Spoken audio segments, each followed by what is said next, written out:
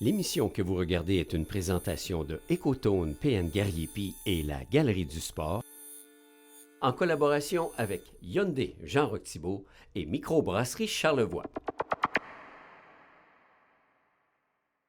Mesdames, Messieurs, bonjour. Mon nom est Maxime Jaudoin et bienvenue à l'émission Le Vestiaire. Aujourd'hui, je reçois Éric Forgue pour parler de canot à glace dans Charlevoix. Je reçois Michael Pilote et Marc-Olivier Bouchard pour faire un retour sur la fête hivernale qui s'est tenue à Baie-Saint-Paul et aussi un retour sur un tournoi de hockey catégorie junior qui s'est tenu à l'Arena Luc et Marie-Claude. Et enfin, je reçois Pascal Harvey et Mathieu Tremblay pour discuter Ligue majeure. On fait un retour sur la semaine du Canadien de Montréal. On discute d'une légende décédée dans le monde du basketball, Kobe Bryant, et on parle rumeurs transactions dans la Ligue nationale de hockey. En plus d'avoir les segments clés parmi mes collaborateurs et le quiz sportif. Alors préparez-vous parce que le vestiaire, c'est maintenant.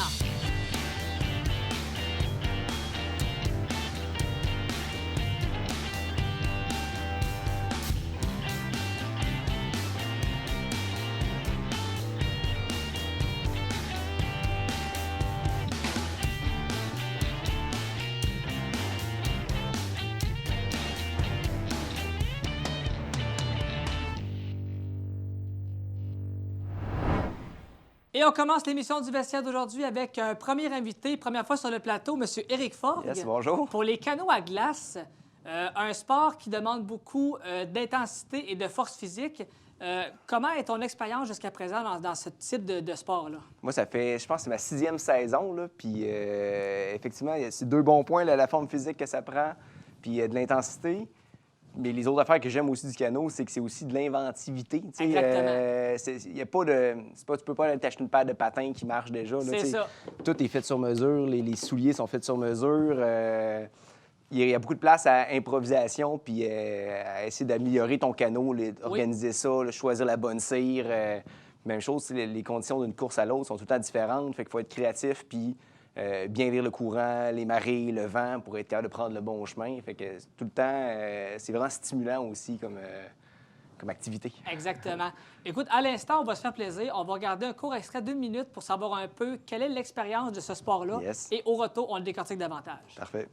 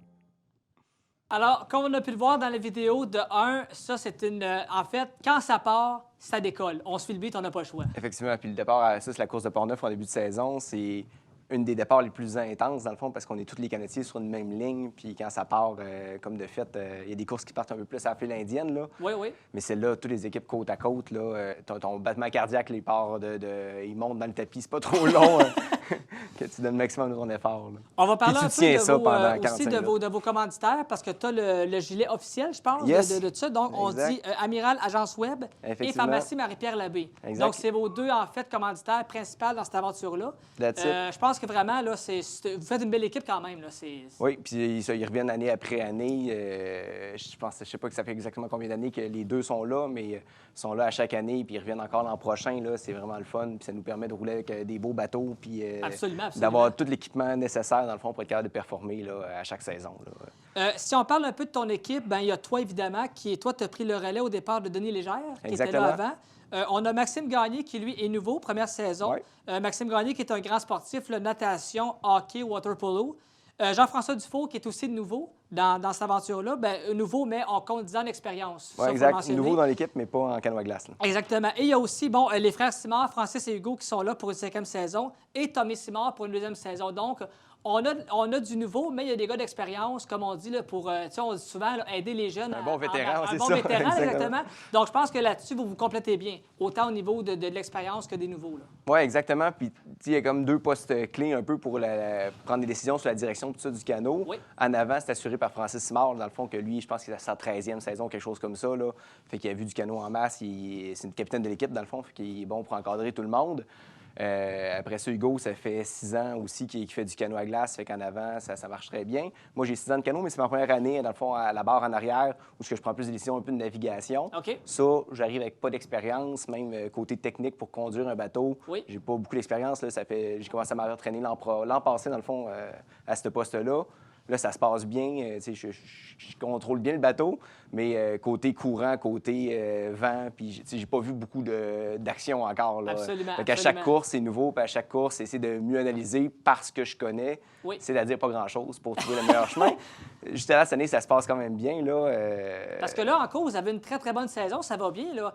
Est-ce que c'est vous qui êtes un peu plus fort ou si les équipes ralentissent ou comment est-ce que vous évaluez votre performance? On est une équipe qu'on sait en forme. On manque d'expérience, clairement. T'sais, on est une équipe, justement, les meilleures équipes du circuit, là, en année cumulée d'expérience pour tous les gars, Oui. ça monte jusqu'à 120 ans d'expérience. Là. OK. Nous, dans notre bateau, on est peut-être plus dans le coin de 20 ans d'expérience. OK. Mais 20, les podiums 25 parlent ans. pour vous, par exemple, parce qu'on a déjà des Exactement. médailles à profusion. Ça va Mais on bien a eu un quand début même. de saison qui avantageait notre genre d'équipe, une équipe en forme puis jeune, dans le fond, parce qu'on avait la première course, ça a donné que la marée était à l'étal, là, justement, entre le changement de courant entre la marée montante puis descendante, ce qui a Oui. fait que le fleuve était arrêté. Donc, côté navigation puis expérience, il n'y a pas de décision à prendre. Ligne douette, touche l'autre bord puis revient. Fait que ça, c'était bon pour nous autres. À Rimouski, entre Rimouski et l'île Saint-Barnabé, c'était gelé d'un bout à l'autre. Fait que c'était juste de la trotte comme dans un champ. On était sur le fleuve, mais c'était sur de la glace. Là. Fait qu'encore une fois, pas de question de courant, de marée à analyser. Fait qu'on est vraiment été avantagé par des courses comme ça. À Montréal, le courant est dans la même direction, même puissance. La marée a comme pas d'influence à cet endroit-là. Fait que c'est vraiment des bonnes courses pour tester des équipes physiques, dans le fond. C'est des bonnes courses pour nous autres. Là, on rentre dans la deuxième partie de la saison avec des courses à Québec où ce qui sont, là, la marée a une grosse importance, le courant, les glaces, l'eau est plus salée aussi, ça fait des glaces moins solides qu'il faut prendre en compte pour bien choisir la direction. Puis là, c'est là que des équipes avec plus d'expérience, des personnes des fois aussi un peu plus âgées, vont mieux performer même s'ils sont moins en forme parce qu'ils vont prendre le bon chemin. OK, Là, exactement. ça, là, c'est là-dedans qu'on va avoir plus de misère dans cette deuxième partie de la saison-là. Jusqu'à là, ça se passe bien aussi. Voyons voir si la suite, Si la suite va dire. va continuer. Et là, tu as apporté un peu de l'équipement avec toi que vous utilisez. On ne se cachera pas que vous faites parfois affaire avec des conditions plus ou moins intenses. Ça on ne se cachera pas. Là, je regarde un peu ici là, ce qu'on appelle les souliers. Là. Honnêtement, je regarde les crampons. Je pensais que le baseball, les spikes étaient quelque chose, mais Ça, c'est je pas mal. compare un peu à ça. Là. Ouais. Ça, tu manges ça un peu sur le tibia. Là. Ouais. Je m'excuse, mais ça ne fait pas du bien. Là. Non, On c'est s'entend ça. là-dessus, là. C'est des pointes au carbure. Exactement. C'est fait par un orthésiste, dans le fond. C'est vraiment fait moulé sur le pied puis tout ça. OK. Il y a d'autres personnes qui prennent même des souliers de rugby. Donc, côté crampons, c'est bon En aussi. plus. Mais ils enlèvent les crampons et remplacent ça par des pointes au carbure aussi. C'est ce qui marche le mieux, dans le fond, dans la glace. Là, ça prend ça, puis effectivement, un bon coup de ça, n'importe où sur le corps, ça fait mal. Ouais, Et c'est des accidents qui arrivent un peu pareil, parce que quand on change de position, qu'on part de la rame puis on traverse à la trotte, Oui. ben, on a comme une rotation à faire avec les pieds qui lèvent un peu dans les airs, puis des fois, on se graffigne un peu avec ça. Et non, c'est pas si agréable, mais ça arrive pas si souvent non plus. Là. Donc, on est équipé de la tête aux pieds. Là. Je veux dire, vous avez quand même des bonnes combinaisons parce qu'il y a un froid. Donc, tu sais, il n'y a pas rien qui est laissé à la légère. Là. C'est vraiment tout... on contrôle un peu ce qu'on porte parce que, évidemment, bon, je ne veux pas dire qu'on est en hypothermie, mais tu sais, là-dedans, c'est ça qu'on combat un peu le froid contre le chaud parce que plus qu'on force, plus qu'on a chaud. Exactement. Donc, c'est important aussi d'être bien équilibré côté vestimentaire pour ne pas attraper de grippe ou quelconque chose. Exact. Là. Mais on a vraiment pas aussi froid, même s'il fait moins 30. Pendant la course, du moins, t'as pas froid. Là, tu sais, on est habillé de la même manière qu'on s'habillerait pour aller courir à l'automne ou faire du ski de fond. Là. OK. Tu sais, j'ai ce manteau-là et en dessous, souvent, on porte qu'un petit chandail collé sur le corps. Même chose côté culotte, c'est des culottes de ski de fond qu'on porte. On a des bonnes néoprènes, par contre, pour avoir les pieds, que l'eau se réchauffe et tout ça, être confortable. Mais sinon, c'est pas mal juste ça. Petit truc de ski de fond aussi. Et that's it. C'est le niveau d'effort physique qui Exactement. fait qu'on ne gèle pas, peu importe la température. Ce qui est étonnant, c'est attendre le début de la course et après la course, quand tu C'est es là qui détrempé. est le pire. Exactement. C'est là Quand tu arrives qui est le pire. détrempé puis les bateaux quittent un à un, il faut que tu attendes 30 minutes sur le bord du fleuve mouillé. Oui, oui. C'est là que ça serait le fun d'être mieux habillé un peu. Mais trop habillé pendant la course, ça serait pas pratique. Là, Et là, bon, on a une photo derrière. On peut voir que, bon, on compte 5 membres dans l'équipe. Il y en a un derrière qui, lui, bon, s'occupe de naviguer. Exactement. Et 2 chaque côté qui, eux, bon, je ne veux pas dire mettre la pression, mais qui s'occupent de... Parce que c'est une force à part égale. Donc, s'il y en a un qui Exactement. ne suit pas, ça peut désynchroniser tout le reste du groupe. Là. Exact. Donc, ça, c'est important de l'avoir. C'est important d'avoir les 5 travaillent tout le temps en même temps. Dans le fond, tu as 2 positions dans le bateau. Tu as Oui. une position sur la glace qui est comme ça, qui s'appelle la trottinette, où à ce moment-là, la personne qui conduit le bateau, nous, c'est notre capitaine des glaces, c'est Francis, qui est en avant tribord, qui n'est pas sur cette photo-là, qui est ici, en fait, qui va conduire le bateau. Et vu qu'il y a la meilleure position pour voir ce qui s'en vient sur les glaces, contourner les glaces et tout ça. Et à la rame, dans le fond, là, on est assis un en arrière de l'autre. Puis dans ce moment-là, c'est le barreur en arrière qui conduit le bateau. Puis à la rame comme à la trotte, l'important, c'est vraiment de travailler en équipe, dans le fond, Oui, que oui. les coups commencent en même temps, que le mouvement termine en même temps. Puis plus c'est précis, plus tout le monde travaille ensemble, plus les forces sont multipliées. Puis c'est Absolument, là absolument. encore une fois, l'expérience va venir aider. Là, même si tout le monde est en forme physique, tout le monde pousse, mais personne en même temps ou c'est pas coordonné, tu n'auras pas les résultats à la fin de la course. Là. Quand vient le temps de partir, bon, c'est un travail d'équipe, synchronisation, mais est-ce qu'il y en a un du groupe qui doit donner la première poussée d'énergie pour un peu là, mener à bon terme là, tout le groupe? Est-ce qu'il y en a un qui fait le sofa un peu là, puis qui doit guider les autres? Exact. Bien, encore une fois, ça dépend tout le temps qu'on est à l'eau ou quand on est à la trottinette. Là, les 2 positions, c'est pas les mêmes personnes qui prennent ce genre d'initiative-là. À la rame, dans le fond, c'est Tommy Simard qui donne le coup de rame, dans le fond, qui indique le rythme quand on fait des manœuvres. On va rapetisser un peu le coup de rame pour être plus habile, dans le fond, agile. Puis c'est lui qui va décider quand est-ce qu'on doit rapetisser le coup, quand est-ce qu'on doit ragrandir les coups. Puis il va caler, dans le fond, le rythme aux autres, puis caler de l'intensité aux autres personnes aussi. OK. Puis à la trotte, par contre, à ce moment-là, ça tombe aussi dans les mains du capitaine des glaces qui est en avant, dans le fond, que tout le monde peut voir son mouvement. Oui. Puis c'est lui qui indique le rythme à suivre, dans le fond. Parce que des fois, quand ça glisse vraiment bien, ils ont une belle patinoire, ça va être des très, C'est très facile grands un petit peu. coups, C'est schlac, ça. schlac. Puis des fois, tu tombes dans des courses comme à l'île aux Coudes, que c'est de la slush d'un bout à l'autre, qu'il faut que tu fasses des très, très petits coups rythmés, tout le monde ensemble, pour être capable Là, ça demande un d'avancer, là. effort supplémentaire pour faire ça. Exactement. Ça devient plus cardio que physique à ce moment-là. Et voilà. L'an dernier, ça a été une période de transition pour l'équipe. À quel point la transition s'est faite? Qu'est-ce qui devait un peu changer dans cette transition-là? Bien, exact. C'était ça un peu On avait le moment où Denis arrêtait de faire du canot à la fin de l'été. OK. Que moi, j'allais commencer à la barre du canot. On avait Tommy Simard qu'on commençait à former. Fait qu'on avait comme plein de changements un peu qui se faisaient dans l'équipe qui donnaient qu'il fallait profiter, dans le fond, d'un moment donné, faire une rotation de personnel puis apprendre à travailler à nos nouveaux endroits. Oui, oui. Puis justement, on a fait des courses qui ont moins bien été. Bien, ça a bien été quand même, mais pour le pas d'expérience du tout qu'on avait avec les nouveaux, on n'avait pas les mêmes résultats qu'on avait cette année. Mais justement, ça servait à ça cette saison-là. C'était transitoire. C'est ça, pour avoir l'équipe en bonne et due forme. Mais là, Exactement. honnêtement, ça va bien parce que, comme on a parlé en début, là, au niveau podium, médaille, vous ne donnez pas votre place. Là. Je pense que les médailles rentrent au fur et à mesure. Autant, là, peu importe le bronze, l'argent ou l'or, je veux dire, je pense que vous pouvez être fiers jusqu'à présent de ce que vous avez fait. Là. Oui, c'est au-delà de nos expériences. Au début de la saison, on se disait, si on fait 3 podiums, on est content. Notre meilleure saison, c'est 3 podiums. Fait que, on voulait répéter un peu ce genre de saison-là. Puis on a commencé la saison avec 3 médailles d'or. Comme je dis, c'était des courses qui nous aidaient un peu, mais on a des bonnes courses pour nous autres. Disons que si on mais dit ça qu'on a n'a bien pas parti, travaillé, là. le résultat est là quand Exactement. même. Pour partir 3 médailles d'or, là, je veux dire, tu y penses, mais là vous l'avez. Là. Exactement. Ça a été fait là-dessus. Puis c'est de l'ouvrage, c'est tous les entraînements depuis... on s'entraîne tout individuellement, dans le fond, pendant tout l'été, course à pied, vélo de montagne, etc., Oui, etc.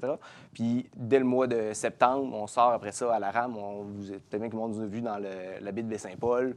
On sort tous les dimanches matins à la rame, pratiquer notre rame. Après ça, dès qu'il y a un peu de neige, on sort dans des champs. On s'est pratiqué sur les terrains de soccer à Baie-Saint-Paul, à trotter dans la neige juste pour pratiquer le mouvement, le synchronisme, puis travailler en puissance. Oui. Puis dès que la rivière est gelée, on a monté dans la rivière jusqu'au centre-ville de Baie-Saint-Paul, des allers-retours là-dedans tous les jours pour arriver le plus près possible pour la saison. Exactement. Votre équipe, il y a des membres de Charlevoix là-dedans. Là. Exactement. On est tout originaire de Charlevoix, OK. mais qui reste, mettons, à Baie-Saint-Paul. Baie-Saint-Paul, il y en a 3 sur le... 4 sur les 6. OK, ben, Parce qu'on essaie sur une petite c'est un bon ratio, rotation. finalement. C'est un bon quand même ratio. un bon ratio. Puis sinon, c'est Tommy puis moi, dans le fond, qui est à Québec, mais Tommy vient de Baie-Saint-Paul, moi, je viens de la Malbaie. Donc, OK. tous originaires de Charlevoix. Et là, qu'est-ce qui attend votre équipe là, pour d'ici la fin de la saison? Là, il y a encore des courses qui s'en viennent, il y a encore de la pratique. Est-ce que vous avez encore une grosse saison là, qui est en fin? Mais là, comme je disais tantôt, c'est vraiment cette partie-là de la saison qui est la plus compliquée. Dans le fond, c'est des courses plus techniques, là, Oui. surtout la dernière course de l'année qui est le grand défi à Québec, qui est, on fait 6 traversées Québec-Lévis consécutives. Là. Fait que c'est une bonne tâche qui nous attend. Puis avec le courant et tout ça, il reste des courses compliquées qui n'avantagent pas notre équipe avec moins d'expérience. Fait que ça va être essayer de bien performer là-dedans, bien apprendre pour être prêt encore l'an prochain à faire mieux. Présentement, dans le classement de la saison, on est premier dans notre catégorie. Si on performe dans, je pense, la prochaine course, on devrait s'assurer du trophée de fin de saison. Qu'est-ce qu'on veut de plus? C'est ça, exact. Puis qui dit trophée de fin de saison dit aussi changer de catégorie l'an prochain. Fait que, OK, donc là, on sera une coche de plus. Là, ça... Exactement. OK. Fait qu'on va être prêt à faire le plus gagner de médaille par la Et suite. est-ce que vous avez comme objectif de garder les mêmes membres en place pour l'année prochaine? C'est ça le but? Oui, c'est vraiment ça le but. Puis même l'an prochain, puis l'autre année d'après, parce que une des choses qu'on va parler tantôt de synchronisme puis de travail ensemble, plus on fait de saison avec les mêmes coéquipiers, Ouais. plus la C'est ça, compréhension, la puis on chimie se comprend développe, et la puis on chimie peut se développe. Exactement. C'est important de ne pas recommencer à chaque année ces Oui. étapes-là. Là. Fait que c'était ça un peu l'an passé, notre saison de transition. C'était commencé à embarquer. Là, on a complété avec Maxime Gagné qui est embarqué dans l'équipe cette année. Il nous reste qu'à développer, dans le fond, notre expérience commune dans les prochaines saisons là, pour s'améliorer à fur et à mesure. Excellent. Bien, Éric, merci beaucoup. On va continuer à vous Ça fait suivre en plaisir. bonne et due forme, puis on vous souhaite encore beaucoup de podiums et surtout beaucoup de médailles d'or parce que c'est le fun d'avoir, on se C'est cache pas pas. le plus fun à avoir. Merci beaucoup, Éric. Merci à toi. On fait une courte pause. Au retour, on parle avec Michael Pilote et Marc-Olivier Bouchard. On fait un retour sur la fête hivernale et on parle hockey junior. Restez là. Écotone PN Gariepi et la Galerie du Sport vous présentent l'émission sportive Le Vestiaire. Amateurs de chasse, de ski, de vélo, de hockey ou autres sports, vos magasins Écotone PN Gariepi et la Galerie du Sport de Baie-Saint-Paul sont tout désignés pour répondre à vos besoins en équipement sportif.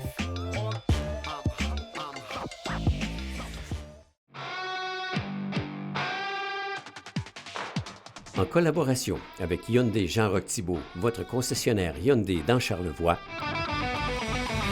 et par la microbrasserie Charlevoix, votre brasseur charlevoisien depuis maintenant 1998.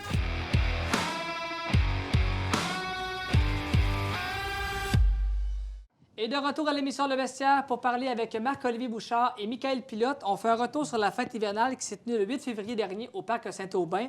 On a eu l'événement, mais on a procédé à l'inauguration de ce qu'on appelle l'anneau de glace, un sentier où les gens pouvaient patiner. Et Michael, tu as été un petit peu l'instigateur de ce projet-là. Comment ça a commencé, en fait, le développement et les idées pour amener ça en place comme c'est? Bien, c'est sûr que moi, quand je suis arrivé à l'Hôtel de Ville en octobre 2017, ce que je voulais faire, justement, c'était que les citoyens puissent profiter de nos infrastructures sportives puis d'en développer d'autres. Quand j'ai vu le projet de sentier de glace qui se déroulait dans d'autres endroits au Québec, je me suis dit, bon, bien, si ça se fait ailleurs, pourquoi pas chez nous? Fait que j'ai pris ce projet-là. Par la suite, je me suis informé comment que ça se faisait.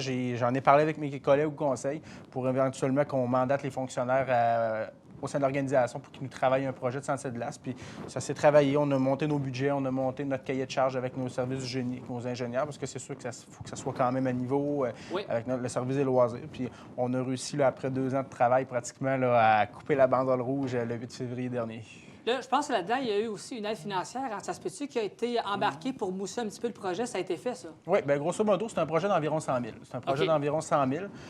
On a eu des aides financières là, quand même de la MRC de Charlevoix, de l'Union de loisirs, de la Capitale nationale. Il y a eu le FRIL aussi, le Fonds régional d'infrastructure en loisirs. Oui, qui était présent aussi. C'est ça, grosso modo, c'est les partenaires. J'en oublie, je ne sais pas si, Marco, de mémoire, on en oublie. Je pense que ça ressemble grosso modo à Ça ça. ressemble à ça. Puis on a aussi des gens connus à l'inauguration. On pense à Claude Timard, Jean Fortin, Caroline Lévier. Donc, on voit vraiment que les gens connus du milieu étaient contents d'être là. Et ça, bien, quand tu vois les gens qui embarquent avec la ville, bien, tu peux dire, tu sais, oui, Baie-Saint-Paul, comme le maire le disait, c'est une ville d'art et de culture, mais il y a aussi le sport, et ça, bien, c'est à prendre en considération. Effectivement. Je crois qu'on a l'appui du milieu, que ce soit des différents paliers de gouvernance. On a l'appui aussi des citoyens et les nombreux gens qui ont essayé le sentier de glace là, depuis son ouverture. Là, on l'inaugure officiellement, mais le sentier est à peu près là, en opération depuis le temps des fêtes. Et les nombreux commentaires que j'ai, là, c'est majoritairement, même exclusivement, j'ai pas eu personne qui m'a dit que c'était plate puis qui n'ont pas aimé ça. Exactement. Les gens me disent tous qu'ils sont contents qu'à Baie-Saint-Paul, on puisse avoir ce produit-là puis qu'on puisse pratiquer l'activité physique parce qu'on se le dira jamais aussi, hein, de pratiquer l'activité physique, on ne pratiquera jamais assez. $1 investi en prévention, c'est 5 investis en soins de santé, en économie de soins de santé là, dans le futur. Messieurs, on va aussi nous mettre nos patins parce qu'on va aller voir à l'instant des images de la fête hivernale et aussi on va avoir un petit peu les commentaires de Jean Fortin qui, lui, a manifesté son grand bonheur d'avoir été à cette journée-là. On en parle au retour.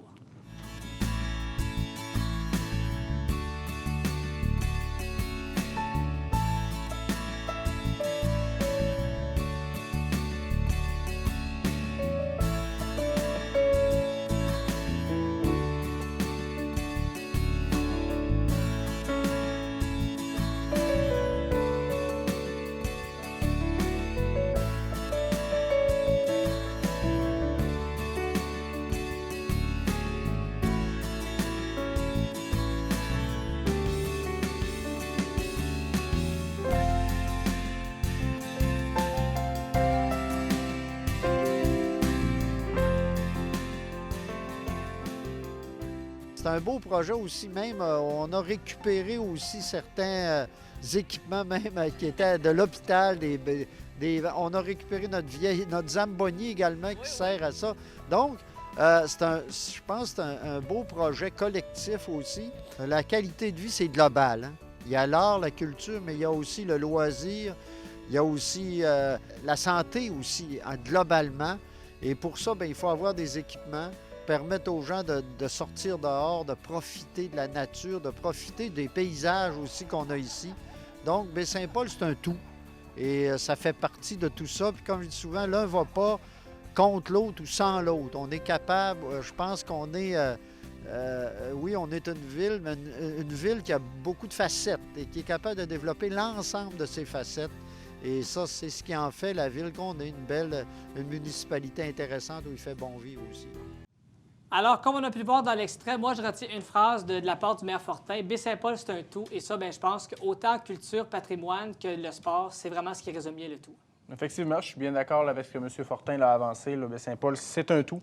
Et au niveau des activités familiales aussi, c'est ça, on est identifié souvent à la culture, mais Baie-Saint-Paul est quand même capable de prendre son expansion dans d'autres secteurs. Et en termes de loisirs et sport, Baie-Saint-Paul, on n'a rien à envier à d'autres municipalités de la région. On a quand même des services qui sont offerts dans plusieurs sphères des activités sportives.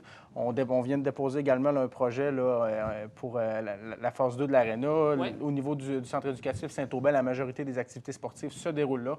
On est content et on est sûr que ça va être aussi bénéfique là, pour les prochaines années parce que c'est un projet qui n'est pas juste pour cette année, c'est un projet qui va pouvoir se perdurer dans le temps et on est content aussi que les gens répondent à l'appel de la Ville à ce niveau-là. En termes d'activité, Marc-Olivier, traîneau à chien, le patin. Également, on avait la patinoire traditionnelle pour un peu jouer au hockey. Donc là, tu sais, quand on parle un peu des classiques hivernales, c'est pas pour rien qu'on l'appelle comme ça, c'est parce que les classiques, on les retrouve là aussi. Oui, bien, c'est une journée pour faire vivre une journée à l'extérieur aux citoyens. Fait que tu l'as dit, traîneau à chien, c'est une activité qui n'est pas vécue souvent, qui peut être dispendieuse. Donc, on a voulu rendre ça disponible à la population. Puis, ben, tu sais, l'anneau de glace, on l'a, on en profite. Les gens, c'est un bel endroit, on a mis dans le fond, un feu au centre pour que les gens puissent aller se réchauffer, que ça fasse un petit peu plus chaleureux aussi. Puis, ben, une chasse au trésor avec Mme Diane du Jardin d'enfants, puis plein de petites activités comme ça. Puis, ce qui a été bien à cette journée-là, ben, c'est qu'on a eu de l'animation aussi de foule avec nos magiciens, Billy et Manu. Mais c'est pas Manu qui était là, je ne me rappelle plus du nom de son assistant. Puis de la madame au hula hoop aussi, là, que ça a permis à combler des moments morts dans les files d'attente au traîneau à chien, des moments durant le dîner, des choses comme ça. Donc, je pense que c'était super. Le fait d'avoir fait, bien, on a fait ça la fête à Saint-Aubin, mais le fait d'avoir installé le tour de glace à côté de l'école, ça, j'imagine que c'est pas un hasard. Là. Je veux dire, c'est un plus-value qu'on voulait amener. Puis ça a été pensé en fonction d'eux aussi. Bien, c'est sûr que lorsqu'on est arrivé avec le projet de sentier de glace, On a regardé différents sites. Là. Tu sais, grosso modo, on a regardé environ une dizaine de sites. Oui. Puis il y avait plusieurs critères. Tu sais, le but, c'est sûr que les coûts, c'était quelque chose qui était important de savoir là, où est-ce qu'on allait être le plus efficient, le plus efficace, parce que c'est sûr que c'est des fonds publics. En second lieu, il faut aller regarder les conditions météo. Il y a des gens qui me disent le boisé du quai, ça aurait été merveilleux. Évidemment, le boisé du quai est quand même un très beau boisé, mais on sait que c'est très venteux. Par la suite, il faut aller regarder des contraintes en eau, d'avoir des accès d'eau à proximité. Il y a des questions d'assurance également aussi. Fait qu'il faut avoir des employés qui sont à proximité. On sait qu'à Saint-Aubin, on a déjà des employés du service des loisirs qui travaillent de façon quotidienne sur les infrastructures, le sentier de ski de fond, la raquette, tout ça. Fait on avait déjà des employés. Et lorsqu'on a fait le pointage vraiment de tous les sites répertoriés, c'est vraiment le boisé de Saint-Aubin là, qui se qualifiait en premier. Et c'est sûr aussi qu'on a une belle collaboration avec les gens de... Je ne sais plutôt comment l'appeler, mais l'ancienne ou la commission scolaire de Charlevoix, là, qui était quand même, qui collabore bien avec nous, là, parce qu'il faut se le dire, c'est quand même les terrains de la commission scolaire de Charlevoix mais qui sont utilisés là, par la ville à ce niveau-là. Et il faut préciser que, bon, ce n'est pas Canal Rideau, mais quand même, je pense qu'on a un anneau de glace où ce que les familles... Et un samedi, quand il fait beau et qu'il ne fait pas trop froid, là, il n'y a rien de plus plaisant, selon moi, que d'aller patiner et d'admirer, comme tu as dit, un peu le boisé, parce qu'on a des arbres. Donc, d'admirer ça aussi en ligne de compte, là, les ingrédients pour avoir une belle journée sont là, on ne se cachera pas. C'est vrai. Puis moi, que je suis arrivé avec ce projet-là, ce que je voulais, c'était justement rechercher l'effet boisé. Je trouvais que des anneaux de glace, là, vraiment dans un air ouvert, c'est des produits qui sont disponibles ailleurs. Mais lorsqu'on regarde dans un secteur boisé, c'est quand même moins courant. Et je voulais qu'on soit quand même capable d'aller chercher un petit plus-value là, à cet effet-là. Et comme vous dites, c'est pas le canal Rideau, effectivement.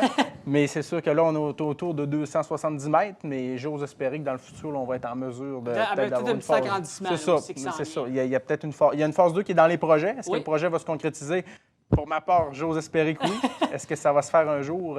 On va être positif à ce niveau-là. Excellent. Marc-Olivier, tournoi de hockey qui s'est tenu à Baie-Saint-Paul. Oui. En fait, là, on parlait du gros calibre. Là, c'était du... Ben, je ne veux pas dire que le Pee-Wee puis la tombe, c'est pas intéressant, mais là, on avait du bantam, midget et du junior. Oui, exactement. Le junior, on avait vraiment un calibre, là, une coche de plus. C'est normal parce que c'est les catégories. Est-ce que la participation a été bonne? Je pense aussi, là, les commentaires ont été bons par rapport à ça. Oui, bien cette année, c'était vraiment un gros tournoi junior qu'on avait. Donc, on avait 12 équipes. Habituellement, on en a 8. On a travaillé fort pour avoir plusieurs équipes. On a même joué quelques parties à l'Arena de Clermont puisqu'on manquait de temps de glace à Baie-Saint-Paul. Donc, plus d'équipes, plus de chances d'avoir des équipes de haut niveau. On a les champions de l'année passée qui sont revenus puis qui ont encore gagné le tournoi cette année. Puis ils nous ont dit qu'ils allaient revenir. Donc, le tournoi junior, c'est vraiment un beau produit pour Baie-Saint-Paul. Durant la saison, on a moins de gros niveaux puisqu'il n'y en a plus de double lettres de hockey de niveau compétitif, si on peut dire comme ça. Mais le tournoi junior, donc c'est ça, c'est des jeunes de entre 18 et 21 ans qui ne veulent plus jouer contact, mais qui savent jouer au hockey. OK. La rondelle à bouge, c'est le fun, c'est vraiment du beau jeu. Pas trop d'agressivité, de l'intensité.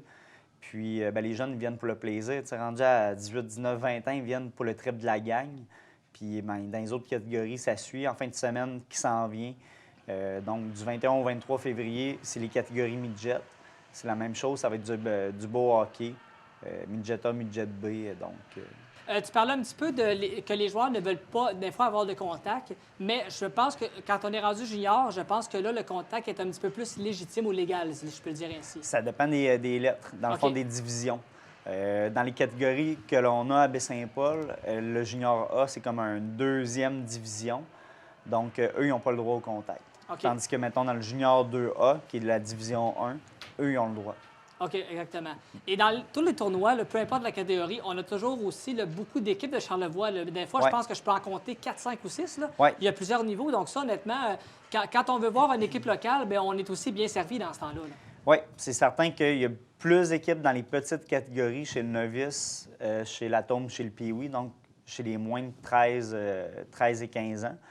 Mais dans le midget, bien, on a une équipe en fin de semaine. Là, dans le junior, le bantam, on en avait 2. Donc, à chacun des moments de la journée, on essaie de répartir l'horaire pour qu'il y ait une équipe de Charlevoix qui joue soit en avant-midi, en après-midi, pour attirer la foule à venir voir ce beau jeu-là. Puis l'horaire également, on parle d'un horaire qui est très, très, si vous me permettez le terme, by the book, parce que les matchs terminent, c'est un après l'autre. Oui. On doit libérer les vestiaires pratiquement en dedans d'un laps de temps restreint parce qu'il y a beaucoup d'équipes. Donc ça, cette fin de semaine-là, autant pour vous que pour les parents que pour les entraîneurs, là, c'est un gros week-end de préparation. Oui, c'est un gros week-end de préparation, mais en même temps, ils sont habitués. Puis d'avoir un horaire qui est strict comme ça, les gens sont habitués. Ça leur permet d'arriver à l'heure. Ils savent que la partie, si elle est prévue pour 12h30, Oui. puis ils peuvent arriver à 11h30, puis ils savent que dans 1 heure, ils vont jouer. Des fois, il y a des petits délais parce qu'il peut arriver un accident. Des fois, il n'y a pas de surtemps dans les formules de tournoi qu'on utilise pour les rondes préliminaires. Mais des fois, les aléas, la glace, tout ça, il peut y avoir des 15 minutes de retard par-ci, par-là. Mais ça, c'est quelque chose, je pense, que les gens apprécient d'avoir une régularité dans l'horaire.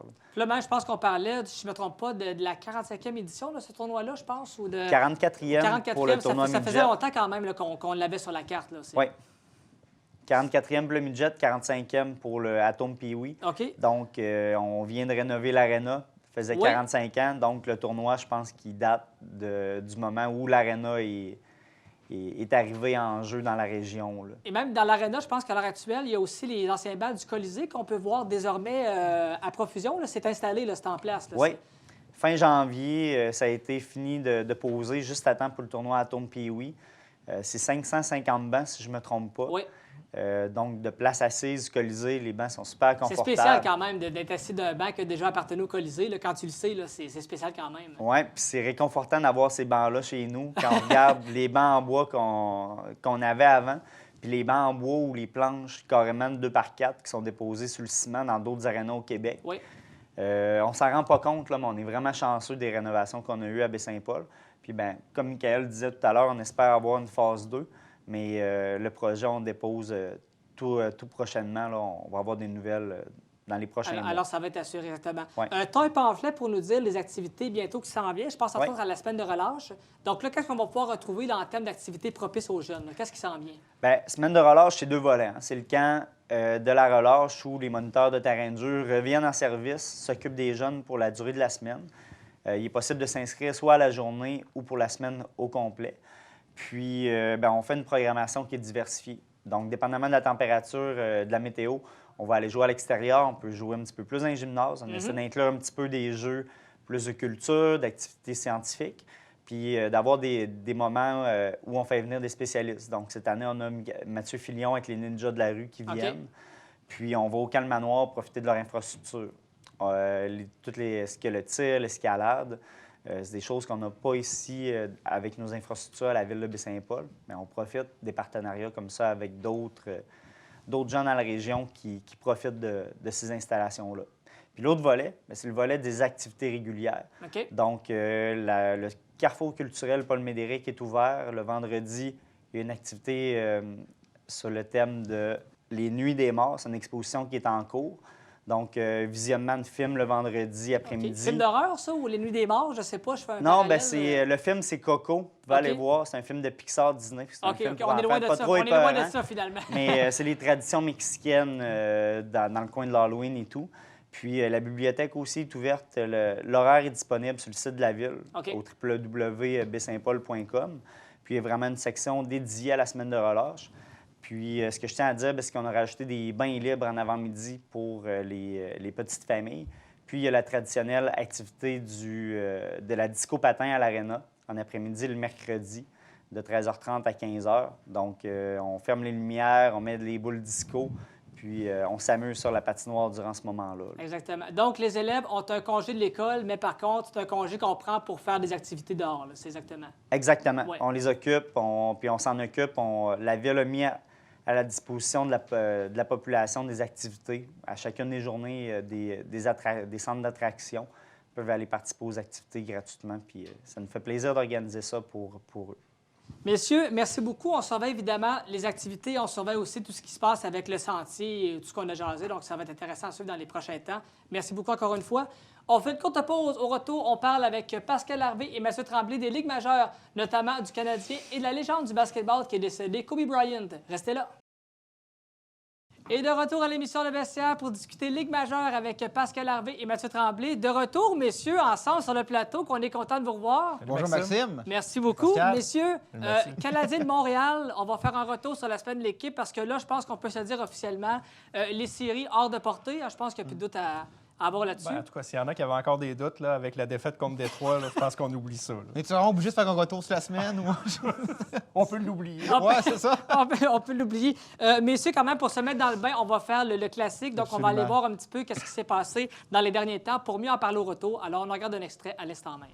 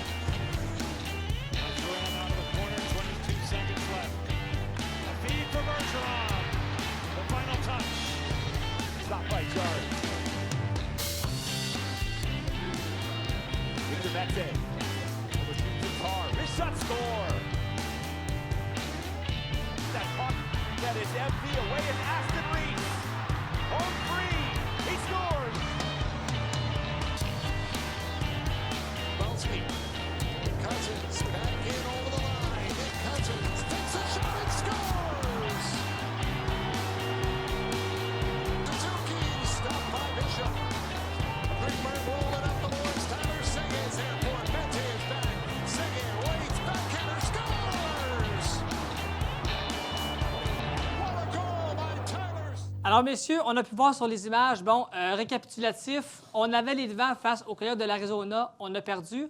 On avait les devants face à Dallas, on a perdu. On avait les devants face à Détroit, on a perdu. Donc là, présentement, je pense qu'on a notre réponse. Le Canadien, à la limite des transactions, va être vendeur. Il n'y a pratiquement plus de doute. Ben écoute, 0 victoire, 4 défaites contre la pire équipe de la Ligue. Ça résume bien la situation, je Détroit. pense, contre Détroit. Ouais. Je pense que tu peux pas mieux résumer la situation. Le Canadien n'est pas capable de hausser son jeu quand c'est le temps. À part les défaites contre Ottawa, à part Ouais. les défaites contre New Jersey, les équipes qui sont derrière eux au classement. Tu dis, Maxime, on a perdu des avances contre des équipes moyennes à part Dallas, là, Oui, qui oui. sont une bonne lancée, mais contre Pittsburgh, contre Boston, c'était totalement inégal. là. Absolument, absolument. Et je vais revenir un peu du match contre les Coyotes parce qu'à ce moment-là, jadis, le CH se battait encore pour une place en série. On avait les devants tôt dans le match 2-0, mais on l'a échappé. Mais là, il faut dire que dans tout bon sport ou équipe, un match dure 3 périodes et non pas une. Donc là, on dirait que le Canadien a de la misère à garder son tempo. Et là, est-ce que c'est un manque de talent? Est-ce que c'est un manque de vitesse? Est-ce que c'est un manque un peu de coaching? Mais il faut mentionner aux joueurs que c'est 60 minutes et non pas 20. Je ne sais pas, qu'est-ce qui se passe avec cette équipe-là qui fait qu'actuellement, l'équipe s'en va vraiment nulle part? Qu'est-ce qui se passe? C'est Bruno Gervais qui rapportait les propos de Martin Saint-Louis en disant qu'une bonne équipe doit être capable de gagner un match en jouant à 85 de son potentiel. Oui, oui. Si tu joues toujours à 100 tu viens que tu te brûles littéralement. Puis on le voit, le Canadien, c'est ça. Pour gagner, ils n'ont pas le choix de jouer à 100 Qu'est-ce qui arrive? Manque de gaz en fait des périodes. Quand on voit des bonnes équipes, comme exemple, là, Dallas, ils ont joué à 85 ils ont steppé up quand c'était le temps et ils ont gagné. Les Canadiens n'ont pas réussi à faire... Bien, tu sais, tu parles manque de ci, manque de ça, mais je pense que c'est un manque de leadership aussi. Là. Aussi, Il y a- aussi. Parce qu'il n'y en a pas de leadership dans Ben, cette équipe. Si je il y compare en a un peu à pas. Pittsburgh, là, tu sais, Jason Zucker l'avait dit, à Pittsburgh, on a leadership autant en haut qu'en bas. Ouais. Mais à Montréal, c'est pas Price, c'est pas Weber. Peut-être Gallagher qui le fait un petit peu, mais sinon, autant en haut qu'en bas, il n'y en a pas de leadership là-dedans. C'est Ben, grave. c'est parce que Mathieu dit une bonne équipe doit se conserver, doit fonctionner à 85 pour pouvoir se garder une marge de manœuvre. Mais Gallagher, qu'on identifie peut-être comme un leader, lui, Oui, c'est oui. à 100 à chaque présence. Fait que rendu à la fin du match, rendu à la fin de la saison, il n'y a plus rien à donner, ce gars-là. Physiquement, Vraiment aussi, on plus le rien voit à qu'il est donner. amoché, il a des Ben, mains brisées, il y a une commotion cérébrale. Physiquement, il s'en ressent littéralement. Là. Il a le corps gros comme ça. Absolument. Il a un talent limité. Oui. Oui, c'est un leader de cœur, mais c'est pas un leader de talent. Puis dans les autres équipes, Bergeron, c'est un leader incontesté. Crosby, c'est un leader. McDavid, c'est un leader. McDavid est un leader de par son talent. Ça ne veut pas dire que McDavid contrôle le vestiaire des Oilers, mais ne serait-ce que sur la glace, bien, il traîne son équipe. Fait qu'il y a toutes sortes de types de leaders, mais à Montréal, on dirait qu'il n'y en a aucun qui fonctionne. Puis c'est pas de cette année, là. Ça fait plusieurs Ça fait années. plusieurs temps que c'est comme ça. Même le dernier leader à Montréal, je ne sais pas c'est qui. Patrick Roy, Vraiment, Qui aurait tu sais, pu gagné, te le dernier. exactement. Il a Schumacher gagné des matchs. est Oui. est un leader, mais les Canadiens n'ont pas de, je cherche le terme en français, mais de game changer. Un joueur qui a assez de talent pour changer la partie. Un Crosby, un McDavid, Oui, oui. un Austin Matthews, qui à un moment donné qui a le talent pour dire moi, je vais changer du tout pour tout la partie. Mais les Canadiens n'ont pas ce joueur-là qui est capable, qui a cette capacité-là de prendre en charge l'équipe, d'aller devant. Parce qu'Air Price peut tout les arrêter, mais il n'en marquera pas de but. Non, puis il y a pas longtemps, on disait que le Canadien, son plan, c'était on se fait à la relève. Les Kotkaniemi, les Peeling, les Fleury, pour vraiment, la relève s'en vient, on va les mousser. On dirait qu'en cours de route, les jeunes ne faisaient pas le travail, on a bifurqué du plan. Mais là, maintenant, si je me fais un petit peu à la population, est-ce qu'on pourrait dire que le Canadien improvise de A à Z? C'est-tu un peu ça qu'on peut voir actuellement? Il y a eu un mouvement qui s'est fait avec l'équipe qui est rendue à Laval au niveau de la Ligue américaine. Ouais. On s'est dit, on a rapproché l'équipe. Il va y avoir une synergie qui va se construire, qui va se bâtir. Les deux équipes vont mieux se parler, les deux organisations. Mais en fait, c'est une organisation avec un petit peu de joueurs différents.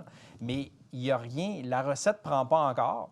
Quand est-ce que la recette va prendre? Tu sais, tu as nommé les joueurs. À part Suzuki, là, qui est un joueur qui va faire carrière dans la Ligue nationale. Qui va peut-être tomber de premier centre va très tellement bientôt. bon. aussi. Oui, puis c'est pas normal.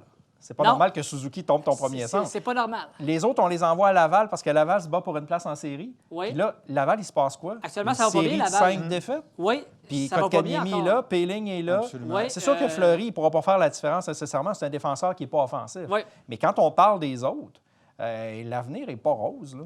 Ben, en même temps, Marc Bergevin fait exactement ce qu'il dit. Il a dit qu'il ne ferait pas de gros échanges. Il l'a dit qu'il ne signerait pas de joueurs à tout prix. Donc, il poursuit le plan. Il n'a pas menti intégralement. Il suit son plan. Mais peut-être que les jeunes aussi se développent un peu moins vite. Je disais à la blague cette semaine que Bergevin est arrivé en poste en 2012.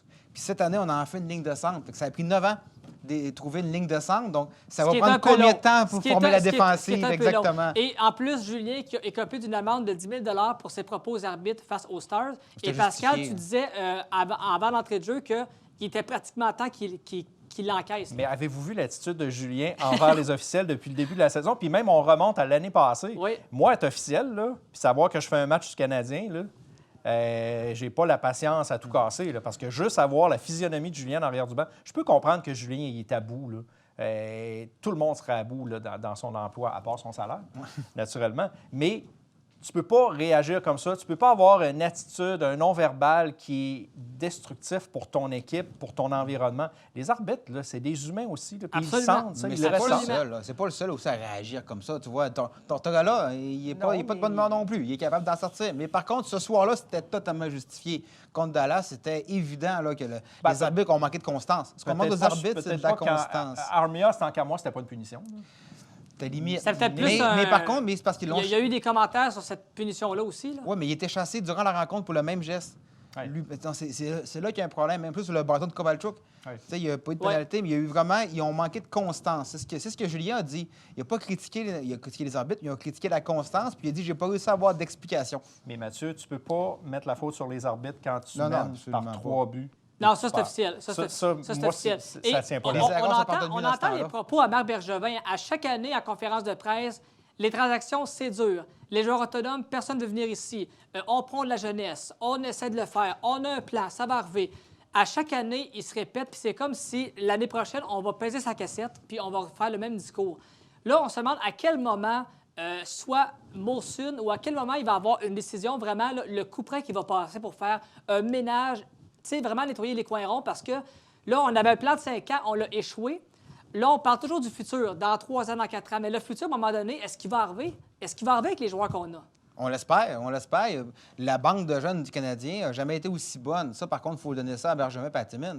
Ils n'ont jamais eu autant de bons espoirs de qualité. Est-ce qu'à faire le ménage, ça va changer quelque chose? Puisque c'est mettre un plaster sur une blessure plus grave, peut-être à court terme, mais à long terme, je pense pas que ça a un gros impact.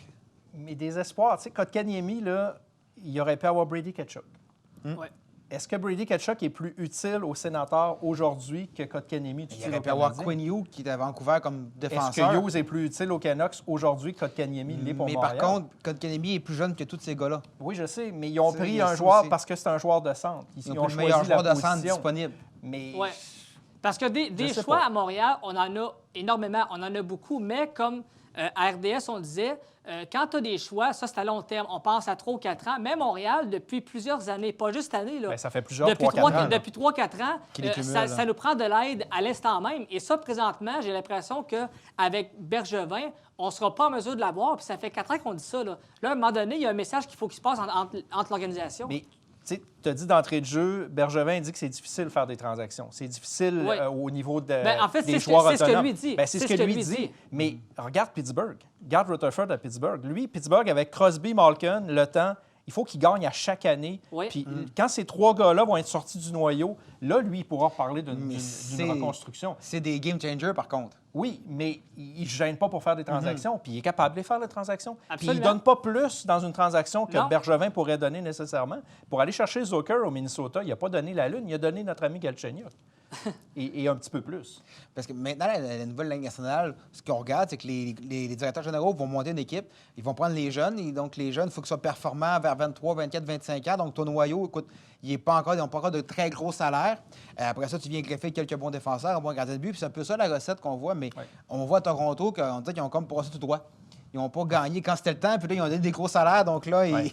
Ouais. ils ont manqué cette opportunité-là, Ils on sont dirait. devenus bons trop rapidement. Exactement, pour ce qu'ils ont là. été. Alors là, avant de conclure la portion, si un exemple, si on est dans la peau de Claude Julien, on rentre dans le vestiaire avant un match et on le sait déjà que les séries sont hors de portée. Qu'est-ce que tu dis à tes joueurs pour les motiver de continuer à jouer? Mais Maxime, tu n'as pas besoin de les motiver. C'est des joueurs professionnels qui Oui. gagnent des Oui. millions. Absolument. Ils s'entraînent 12 mois par année. C'est leur gagne-pain. Ils ne vivent que du hockey depuis qu'ils sont hauts comme ça. Je vois pas comment un coach peut motiver des athlètes professionnels. C'est des PME. Aussi. C'est une question de fierté. C'est une question de C'est fierté. une question de Oui, fierté. parce que Moi, les joueurs le savent très bien. Le classement, là, les joueurs le savent. On regarde le classement, Ils on sont pas regarde où fous. ce qu'on est. Les joueurs le savent très bien qu'on est éliminé. Donc là, il faut continuer à jouer. On n'a pas le choix. Sinon, comment Ben, veux-tu c'est une question de livrer fierté, un une spectacle? question de statistiques personnelles aussi. Tu Aussi. sais, c'est une PME. Ben, il y a donc- des gars qui vont avoir des bonus là-dessus. Là, s'ils Absolument, améliorent leurs sûrement. statistiques, c'est une Ouais. question de bonus. C'est sûr que ça paraît pas bien quand tu joues pour les bonus. Là. Tu joues pas nécessairement pour l'équipe, mais n'empêche que je pense qu'ils vont en être rendus là. Peut-être à part un gars comme Gallagher qui va continuer de se défoncer Aussi, corps et âme, aussi, mais et qui va peut-être devenir le prochain capitaine. On commence à en parler de Probablement, ça. là, après- On commence à en parler, évidemment. ouais. probablement. Alors, ça va être à Probablement. surveiller dans les prochaines semaines ce que le CH va faire à l'approche des transactions. On va en parler dans le 3e segment. On fait une courte pause. Au retour, on discute d'une légende dans le monde du basketball qui est malheureusement décédé, Kobe Bryant. Restez là. Et de retour à l'émission Le Vestiaire pour parler cette fois-ci d'une légende dans le monde du basketball qui nous est disparue, Kobe Bryant. Kobe Bryant, vraiment, a connu une grande carrière avec, sa seule équipe, les Lakers de Los Angeles. Mais rapidement, je regarde un petit peu ses chiffres. Repêché à 17 ans en 96, sélectionné au 13e rang par les Lakers. Et seulement 2 ans après le repêchage, on dit match des étoiles, 17 participations de suite, 3 bagues de championnat à 23 ans. Je veux dire, malheureusement, il est décédé, mais qu'est-ce que tu fais de plus? Je veux dire, ce gars-là a marqué l'histoire du basketball et c'est pas pour rien que les médias en ont parlé allègrement aussi. Mais il y avait tout pour lui. Il était bon, il était gentil, c'était une bonne personne, il était pas arrogant, il n'a jamais fait les manchettes pour les mauvaises raisons. Il était dominant sur un terrain. Oui, honnêtement, les Lakers, là, avec Kobe, c'est une histoire qu'ils ont eue, là, je suppose. Absolument, absolument. C'est un grand joueur. Puis c'est triste aussi parce qu'il y avait dans Alexandre, il y avait sa fille, avec lui, sa jeune fille, qui était la sportive de la famille. Donc c'est celle qui suivait un petit peu ses pas, mais tu sais, il y avait aussi le pilote, la famille du pilote. Donc ça reste un accident tragique à la base. Mais c'est là qu'on voit que c'est un grand athlète parce que, je veux dire, il n'y a pas juste la communauté du basketball qui s'est mis derrière le hockey. Il y a eu des Oui. minutes de Absolument. silence. Un peu mondialement parlant, on a parlé du décès de Kobe Bryant. Ça fait que c'est vraiment une grande légende. On parle même de changer le logo de la NBA pour mettre un peu son style. Ouais, là, son sa style de... silhouette. Là. Exactement, Ouais, Ben, c'est ça, exactement. quand tu changes un logo de ligue, là, c'est parce que tu as parce marqué un petit Pour peu ton un sport. joueur, là. Pour un joueur, oui. Mais honnêtement, quand je regarde un peu ce qu'il a fait à 20 ans, on parle de 33 000 points amassés. Ça, c'est le 4e plus haut total dans l'histoire de la NBA. Donc, quand tu dis qu'on veut mettre sa silhouette à la place du logo, il n'y a pas de vol là. Ben, Il n'y a écoute, aucun vol là. 33 000 à coup de 2 et 3 points aussi. Là. C'est Oui, pas, exactement. c'est C'est pas gros. des- La c'est moyenne ça, par ça en match fait là, était beaucoup très, des très paniers. élevée. Là. Là. Ça en fait des Il points. n'a pas là. raté Absolument. beaucoup de paniers. Non. Puis ceux qui ont raté, on s'en souvient pas, oui. On s'en souvient pas. On cherche notre Kobe Bryant à Montréal. Ouais. Exactement. Mais quand même, un grand joueur qui a marqué l'histoire du Absolument, basketball absolument. avec la tragédie qui est arrivée. Ouais. Et voilà. Messieurs, merci beaucoup. On fait une courte pause. Au retour, on discute rumeurs au niveau des échanges Ligue nationale parce que oui, ça brasse beaucoup, pas seulement à Montréal, mais partout ailleurs. On en reparle au retour. Et de retour à l'émission Le Vestiaire pour discuter rumeurs de transactions avec toujours Pascal Harvey et M. Tremblay. Le Canadien a bougé. Marco Scandella est parti à Saint-Louis en retour de 2 choix au pêchage. Bon, comment est-ce que vous voyez cet échange-là? C'est un échange quand même, je dirais pas majeur, plutôt mineur, moyen, on va dire ça comme ça. Comment est-ce que vous avez appréhendé l'échange contre seulement des choix?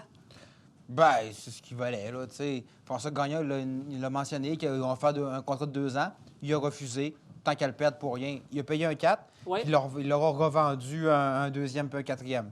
Alors, Mais le marché est vraiment pour les vendeurs, hein, parce Absolument. que là, les acheteurs sont vraiment assoiffés. C'est sûr que là, Saint-Louis a perdu Beaumister pour peut-être pour Oui, le reste de c'est sa ça. carrière. Je pense que pour Saint-Louis, ça a un peu changé le plan. là. C'était comme, on a besoin de Absolument. quelqu'un. Bien, possiblement qu'il n'y avait pas de plan à aller Exactement. chercher un défenseur du tout, avec la brigade qu'ils ont. Oui, là, oui. Mais là, il y a une porte qui s'est ouverte. Mais quand on regarde les autres transactions qui se sont faites à date, là, c'est les vendeurs qui sont grands gagnants. Donc, Mais dans le cas de Scandella, quand on l'est allé chercher, on se disait il s'en vient pour stabiliser la brigade défensive à Montréal. Là, on l'échange peu de temps après. mais c'est là que tu vois qu'on a lancé la serviette. Là. absolument. Oui, mais c'est ce que j'allais dire. Le message là, est officiellement lancé. Il n'y a plus le choix. Oui, non, non, Absolument, c'est ça. là, c'est ça. Tu sais, il y a eu des blessés. La défensive, actuellement, n'a rien à voir avec celle du début de la saison. Donc, le Canadien a effectivement lancé la serviette. Je pense que c'est même pas un secret de personne. Ouais. Aussi à Montréal, bon là, on parle sur le marché Jeff Petrie, Thomas Tatar, Ilya Kovalchuk et Nate Thompson. Jeff Petrie pourrait intéresser grandement les Hurricanes. Nate Thompson, sur les mises en jeu, pourrait être une valeur sûre en série. Kovalchuk, on l'a vu à Montréal, un marqueur, si je peux dire, né. Et Thomas Tatar aussi, lui, qui pourrait être... Donc là, avec ces 4 joueurs-là, là, est-ce qu'il y en a? Est-ce qu'on les laisse tous partir? Est-ce qu'il y en a qu'on tente de garder? Comment est-ce qu'on doit gérer ça à l'approche de la limite, là? Bien, si tu perds Petrie puis Tatar, tu viens de perdre ton défenseur numéro 2, quasiment numéro 1, puis tu viens de perdre ton meilleur marqueur. Donc là, l'année prochaine, tu t'handicapes de 30 avec buts. quoi? Puis exactement. Exactement. Donc, c'est des Exactement. joueurs qui ont beaucoup de valeur, là, aussi. Sans là. compter que Weber, l'année prochaine, on ne sait pas qu'est-ce qui va se passer avec lui. Là. Je veux dire, là, il va finir l'année là, sur une jambe probablement. Mais effectivement, comme Mathieu dit, ben Petrie, c'est presque ton défenseur numéro 1. Oui, il y a une valeur, c'est clair. Tatar, c'est celui qui marque des buts. Donc, si tu échanges Tatar l'année prochaine, à ton premier match de la saison, Oui. qui va compter des buts? C'est pas Kotkaniemi, là. Parce qu'on a vu Ça, c'est l'échange officiel. de Zucker, ils ont donné quand même, oui, il y a Galchenyuk, mais il y a eu un bon espoir aussi, qui était un très bon espoir qui était donné avec. Donc, si on peut avoir ça pour Zucker, le Canadien peut avoir beaucoup plus pour Thomas Tatar. Ouais. Mais encore une fois, l'année prochaine, est-ce que tu viens encore, tu sais, Maxime, on en parlait tantôt, est-ce que l'année prochaine, tu viens handicaper ta saison? Que l'année prochaine, tu fais quoi? Tu Ben, commences c'est encore parce avec que- des jeunes? Comme on ne veut pas reconstruire et nommer le mot reconstruction, c'est qu'à chaque début de saison, à chaque camp d'entraînement, ils vont dire on pense qu'on va faire les séries. Bien, si tu n'as pas Tatar, si tu n'as pas Petrie, tu ne feras pas les séries. Merci, messieurs. On fait une courte pause. Au retour, ce sera les segments clés par mes collaborateurs et le fameux quiz sportif. Restez là. Et de retour à l'émission Le Vestiaire pour aborder cette fois-ci les segments clés choisis par mes collaborateurs. Et on commence avec Mathieu. Mathieu a choisi, en fait, un petit peu un extrait vidéo de Ignacio Piatti avec l'Impact de Montréal. Donc, on regarde un court extrait et on le commente au retour. Un montage de ses buts.